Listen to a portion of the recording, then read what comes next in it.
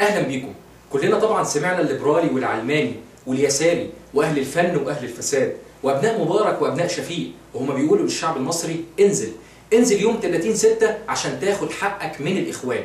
واحنا كمان كشباب من الحريه والعداله بنقول للشعب المصري انزل انزل يوم 30/6 عشان تتفرج وتشوف، تتفرج عليهم وهم بيهتفوا سلميه سلميه وفي ايديهم الثانيه شايلين المولوتوف والخرطوش.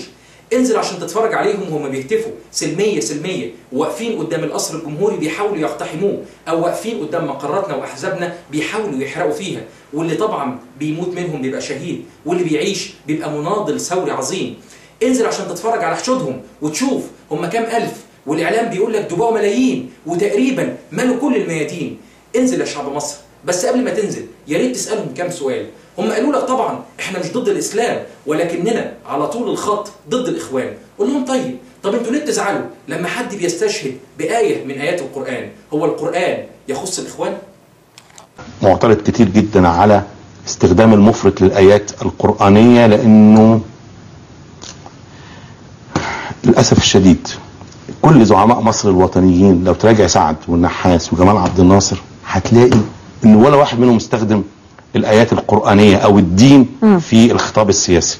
وكأن عبد الناصر وغيره من الشخصيات الوطنيه على حد كلامهم لما ما كانتش بتستشهد باي ايه من ايات القران الكريم هو ده الصح. عبد الناصر اللي الشيخ الشعراوي نفسه قال فيه انه بعد مصر تماما عن الاسلام والدين ورماها في حضن الدوله الشيوعيه. عبد الناصر اللي الشيخ الشعراوي قال فيه ان سجدت لله سجدة شكر يوم هزيمتنا في 67، وان مصر ما انتصرتش والا كانت تبقى فتنه لمصر وللاسلام والمسلمين. كيف تسجد لله وهذا علامة الشكر من نكسة أصابتنا هذه.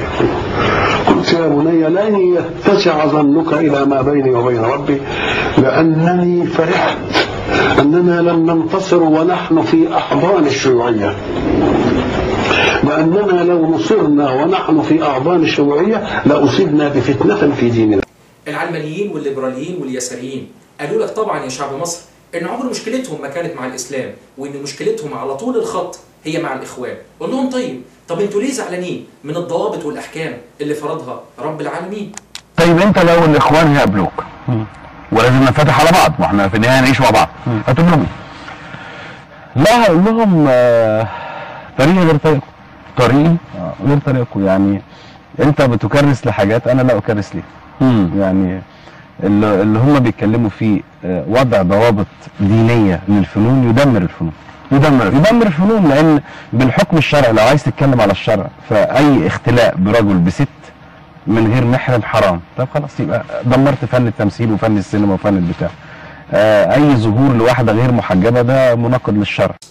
وكأن الاخوان هم اللي فرضوا الحجاب او منعوا الاختلاط. قالوا لك كمان ان مشكلتهم عمرها ما كانت مع الاسلام وانما على طول الخط مع الاخوان. قول لهم طب انتوا ليه بتزعلوا كل ما تيجي سيره او كلمه الخلافه؟ هي الخلافه دي بدعه من بدع الاخوان؟ هم ما قروش حديث النبي صلى الله عليه وسلم في صحيح البخاري وهو بيقول فيه هتكون نبوه ثم بعدها خلافه ثم بعدها ملكا عاضا ثم بعدها ملكا جبريا ثم تكون خلافه على منهاج النبوه؟ يعني الخلافه مش بدعه ولا حاجه من بدع الاخوان. الاخوان ما عندهمش اي مشروع في اي حاجه غير التمكين للخلافه الاسلاميه.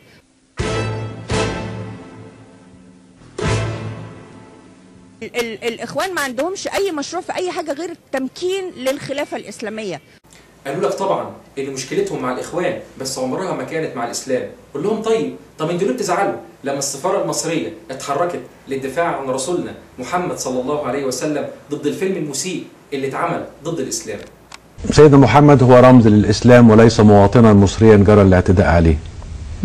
امتى السفاره المصريه تتدخل؟ عندما يكون هناك مواطن مصري يتبع الشخصيه المصريه، يتبع الجنسيه المصريه، جرى الاعتداء عليه بشكل او باخر، فهنا السفاره تلعب دور. ولو لسه مش قادر تعرف هي المشكله في الاسلام ولا في الاخوان، ركز معانا شويه في الفيديو ده وهتعرف هي مشكلتهم فين، مع الاخوان ولا مع الاسلام. وثلاثي الله الدين الوطن مرفوض. ايه دخل الله بالسياسه؟ ايه دخل الله بالسياسه؟ قالوا لك طبعا ان مشكلتهم مع الاخوان انهم مش وطنيين، لانهم في الاصل عملاء لامريكا واسرائيل، وتقريبا بايعين مصر كلها لامريكا واسرائيل. قول لهم طيب بس هو مين اللي بيحرض ضد مصر وبيقول لامريكا انت ليه ما بتتدخليش في الشؤون الداخليه لمصر، وبعلو صوته بيطالب ان امريكا تتدخل في الشؤون الداخليه لمصر؟ We have not heard you speak out at the constitutional declaration. We have not heard you speak out at the Constitution. And I've heard some voices in Washington say now that maybe we have been too late. Maybe we have been too silent. Is this true? Because those are issues for Egyptians to resolve. تخيل ان امريكا النهارده هي اللي بتقول ان الكلمه خلاص بقت للمصريين. علشان كده تعال معانا وشوف هي امريكا النهارده بقت بتتحالف مع مين من العملاء والخاينين. وده قالته السفيره الامريكيه لاحد رموز القوى الليبراليه لما التقت بيها قبل مظاهره الثلاث قالت لهم قدرتكم على الحشد 10,000. السفيره الامريكيه لانها ويبدو دي التقارير اللي بعتتها لواشنطن. كويس. لما حصل حشد الثلاث مع الثلاث زي النهارده ضخم جدا، يبدو هي اهتزت، عشان كده طلبت لقاء جبهه الانقاذ. وبقى كل المطلوب منكم يا شعب مصر ان انتوا تملوا الميادين على مدار اسبوع من يوم 30/6، وامريكا عارفه كويس هي هتبارك لمين. اخدت معايا سؤال للامريكان انه امتى هتأيدوا انتفاضات الشعب المصري؟ قالوا والله لو شفنا انتفاضات زي اللي شفناها في سنة 2011 سنعيد النظر في كل سياستنا نحو الإدارة أو النظام الإخواني. ولو لسه مش عارفين مين فينا الخاين ومين فينا العميل، ركزوا معانا شوية وهتعرفوا مين هو الخاين ومين هو العميل. أقول للرئيس أوباما إذا كنت لا تدري ما يحدث في مصر فتلك مصيبة، وإذا كنت تدري فالمصيبة أعظم. وأمريكا التي رعت وترعى عليها أن تتحمل مسؤوليتها في رفع هذا العبء عن كاهل الشعب المصري. قالوا لك مشكلتهم مع الإخوان إن الفساد في كل حتة والفاسدين لسه موجودين والحالة زي الزفت زي ما انتم شايفين. قول لهم طيب هو مين اللي معطل التطهير؟ ولو اترفض أي فاسد تاني يوم بيرجع بحكم القضاء وكلكم شايفين وعارفين.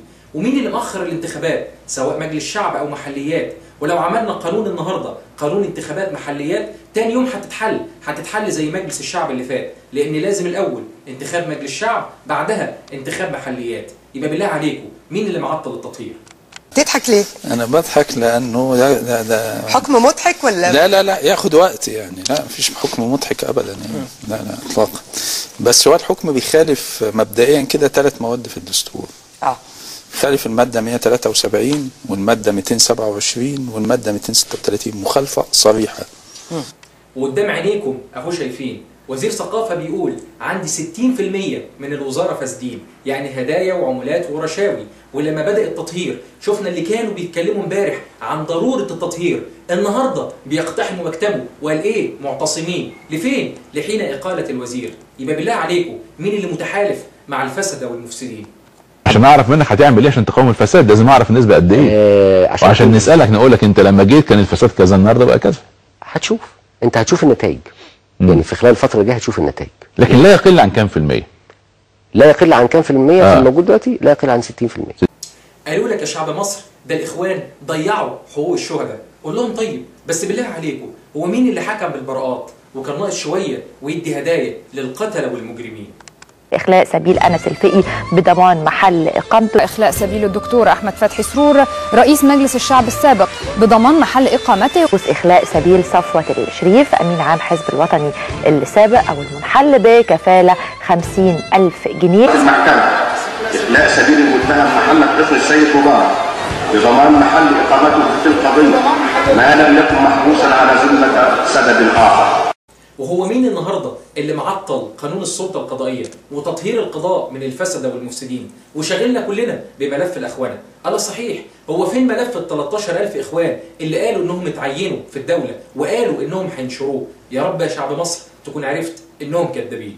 أكد جبهة الإنقاذ رفضها الكامل لكل ما يحاك ضد قضاة مصر بزعم تطهير القضاء بإعداد مشروع يستهدف أكثر من 3,000 من شيوخ قضاة مصر الأجلاء. ختام حلقتنا مش حابين نقول لك يا شعب مصر ان الصوره ورديه وان مصر ما فيهاش مشاكل، لان احنا فعلا عندنا مشاكل كتير من كهرباء لبنزين لسولار وغيرها كتير، بس اللي عايزين نقوله لك ان المشاكل دي كلها علينا وعليك. يعني الكهرباء لما بتقطع ما بتقولش ده بيت اخواني انا مش هقطع عنه، لكنها بتقطع عليا وبتقطع عليك. اللي عايزين نقوله لك ان كنا لحد النهارده مش موفقين لحل هذه المشاكل، لكننا قريب قوي هنحلها زي ما حلينا مشاكل غيرها كتير في وزاره التموين وغيرها في اكتر من وزاره. اللي عايزين نقوله لك يا شعب مصر ما تخليش حد يضحك عليك ولا يتاجر بمشاكلك. تصبح على خير.